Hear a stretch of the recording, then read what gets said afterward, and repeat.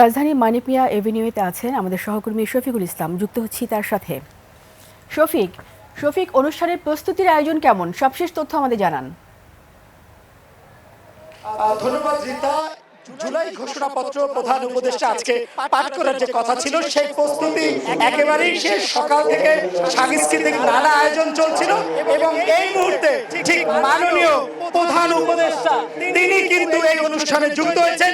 আপনারা এলইডি স্ক্রিনে দেখতে পাচ্ছেন তিনি মূলত যে সংসদ ভবনের দক্ষিণ প্লাজা, সেই দক্ষিণ প্লাজাতে তিনি সেখানে এসেছেন এবং তার সঙ্গে কিন্তু আমরা রাজনৈতিক দলের নেতৃবৃন্দ দেখতে পাচ্ছি।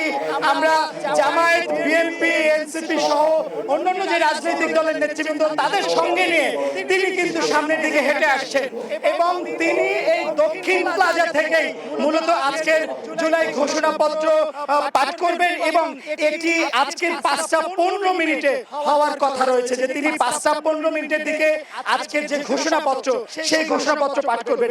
মূলত জুলাই আগস্টের যে গণঅভ্যুত্থান হয়েছে সে সময় যে আন্দোলন এবং 5ই আগস্টের যে বিজয়, এই বিজয়কে স্বীকৃতি দিতেই আজকের এই যে ঘোষণাপত্র পাঠ সেটি করা হবে।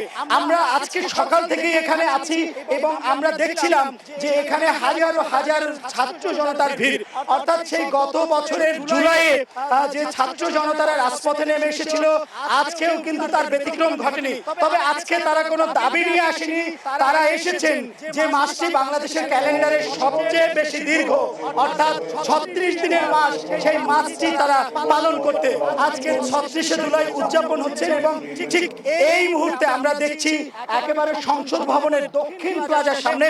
আমরা একটু আপনাদেরকে ক্যামেরায় দেখানোর চেষ্টা করব যে আমরা যতটুকু আপনাদেরকে দেখাতে পারি। আমরা এলইডি স্ক্রিনের মাধ্যমে দেখতে পাচ্ছি যে এই যে সংসদ ভবনের ঠিক দক্ষিণ প্লাজার সামনে এই মুহূর্তে কিন্তু সেখানে আরেকটি অস্থায়ী মঞ্চ তৈরি করা হয়েছে এবং সেই মঞ্চে প্রধান উপদেষ্টা সহ অন্তর্বর্তীকালীন যে সকল উপদেষ্টারা রয়েছেন সেই উপদেষ্টারা আছেন এবং তিনি কিন্তু 5:15 এই ঘোষণাপত্র পাঠ করবেন। দর্শক, এই মুহূর্তে যারা আপনারা একুশে টেলিভিশনের পর্দায় যুক্ত রয়েছেন তাদেরকে জানাতে চাই যে আমরা যখন এই বক্তব্য শুরু হবে প্রধান উপদেষ্টার, তখন আপনাদেরকে সরাসরি যুক্ত করব।